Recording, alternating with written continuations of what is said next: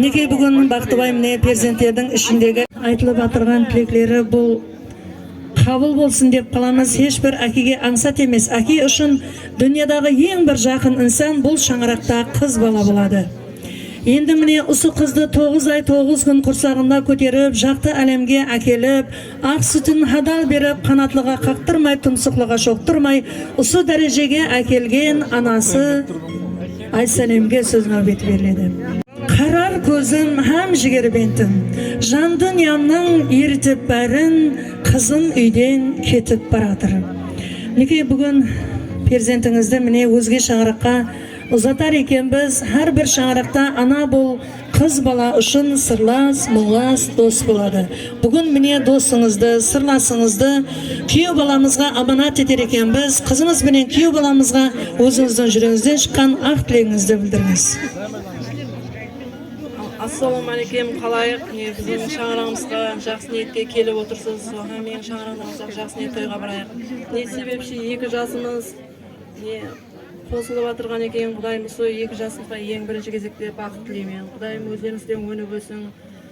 2 жаққа қызметіңіз теңдей бұйырсын. Барсақ келсек жақсы ниет тойға барайық. Қызымым әйтеуір оқыттық, шоқтық, сол дәрежеге жеткердік. Ендігі жағында да әйтеуір анасының, әкесінің жүзін қаратпай, сіздерге де бір қыз ретінде қабыл етесіз деп ойдамын. Сол әммеге жақсы ниет тілеймін. Қызым бақытлы болсын, күйеу баламен. Құдайым сол құрған шаңырағы биік болсын, өбірлі шөбірлі болсын, өздерден өніп өссін. Амин. Рахмет, анасының берген пәтиялары Алла дәргайында қабыл болсын деп қаламыз. Өзге жұртқа бүгін дүзің шашылар, туры болсаң бақыт жолың ашылар, төркін көзден ұшып оттай басылар, шыққан қыз жерлерден сары қызым.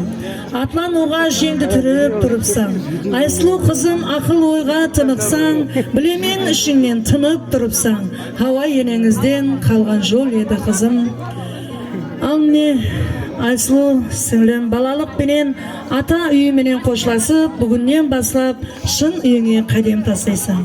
Міне бүгін сізді өзге шаңыраққа аманат етер екенбіз. Сол шаңыраққа барған соң үлкен ата әжеңнің берген тәрбиясын барған шаңырағында қызметің менен көрсеткейсің. Ал енді бұл жерде ата әжең берген тәрбиясына разы, әкең берген ақ дұзына разы, ал анаң болса берген ақ сүтіне разы болып, бүгін сізді шын сүйгеніңізге ұзатып атырыпты. Бұл ұзатылу әр бір қыз баланың арманы. Бүгін міне ата-анаң сізге арнап үлкен тойлар беріп атыр. Әр бір шаңырақта қыз ұзатылғанда бірінші болып қыз баланың үйінде той беріледі, ал онан соң күйеу тарапта той беріледі. Міне енді осы жерден құдағайларымызда ілтимасымыз, бүгін міне Айсылу қызымызды сіздің шаңыраққа аманат етер екенбіз. Анасы қандай көріп, осы қызды қандай қылып тәрбиелап, камалға келтірген болса, ендігі жағында екінші ана қыз бала үшін қайнене болады. Қайненесіне айтарымыз, осы қызды анасы қайтып жақсы көрген болса, барған шаңырақта Айсылу қызымызды қызы ретінде қабыл етіп, осы қыздың жақсысын асырып, жаманын жасырып, қалған тәрбиясын беру қайнененің қолында. Ал күйеу бала сізге айтарым, бүгін міне әкесі Бақтыбай Айсылу қызымызды сізге аманат етеді. Осы қызды қоллап қуатлап көзіне жас ақтырмау енді сіздің қолыңызда. Шаңырақта екеуіңіз қандай ауызбіршіліклі болсаңыз, екі жақтың ата-аналары жақсы қатынасады. Соның үшін күйеу бала, сіз шаңырақта өз орныңызды біліп, ер адамның орны ұлы болады. Соның үшін осы қызға қолқанат болып, сүйеу болуға әрекет еткейсіз. Ал Айсылу сіңлім, шаңыраққа барған соң сабырлы болғайсың. Сабырлы болсаң, не бір бәлен шыңларға жетесің. Сол шаңырақта анаңды, атаңды қандай көретұғын болсаң, қайната қайненеңді сондай сыйлағайсың. Сол уақытта кімнің тәрбиелағаны дегенде, үлкен ата әжеңе және де ата анаңа рахметлер алып беретұғын перзент боласың. Қыз бала ұзатылғанда ана тарапынан құрақ шымылдықлар тігіледі, ал күйеу баламызға құрақ көрпешелер салынады. Бұның мәнісі ертеңгі күні 2 жас құралып кетсін, өбірлі шүбірлі болсын деген мәністі білдіреді. Ал енді күйеу бала, қызымыз сізге аманат, осы қызды қоллап қуатлап, әр уақыт көзіне жас ақтырмай, осы қызымыздың жанында болғайсыз. Ал Айсылу сіңлім, барған шаңырағыңда қайната қайненеңнің астына қағып төсек салып, әр уақыт қабақ шытпай сол шаңырақта сабырлы болғайсың. Әрбір шаңырақтың жетер жетпесліклері болады. Өз алдына тәрбиясы болады. Айсылу сіңлім енді жетер жетпеслікке шыдау, һәм де сол шаңырақтың тәрбиясын алу сіздің қолыңызда. Міне анаңыз, атаңыз небір арманлар менен сізді камалға келтірді, оқытты, тәрбиялады. Ендігі жағында сол оқыған оқуларыңыздың нанын жеу күйеу баламыз екеуіңізге несіп етсін дейміз. Ал енді бүгін міне Айсылу қызымызды Қарақалпақ халқының миллилігін жойтпайын деп, әкесі Бақтыбай міне небір арманлар менен осы қызды ұзатуды арман еткен екен. Бүгін міне арманына жетіп атырған екен. Айсылу сіңлім хаужарлар менен ұзатылу бұл әрбір қыз баланың арманы. Бүгін міне атаңның арманы орындалар екен. Ендігі жағында алтын бесік тербетіп, ата-ананың арманларын орындау сіздердің қолыңызда. Ал сіңлім, осы үйге келетұғын болсаң, қайната қайненеңнің рұқсаты менен, ал онан соң өмірлік жолдасыңның рұқсаты менен келіп кеткейсің. Ал ендігі нәубетті қызымызға арналған хаужар қосығына береміз. Хаужар қосығы уақытында жасылкен ата әжесі қызымыздың маңлайынан сүйеміз.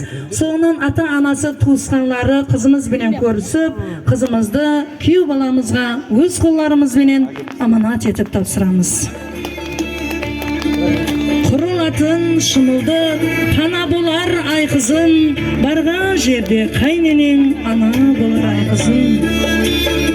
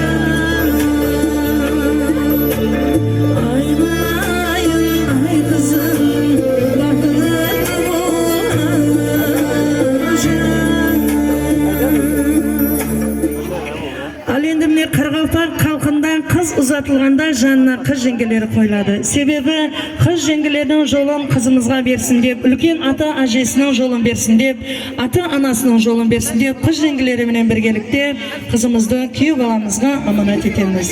Ал күйеу баламыз қызымыз міне туған туысқаларын тастап, сізбенен бір өмірі бақытты болуға қадам тастауда. Осы қызымызды қолдап қуатлайсыз деген үміттеміз.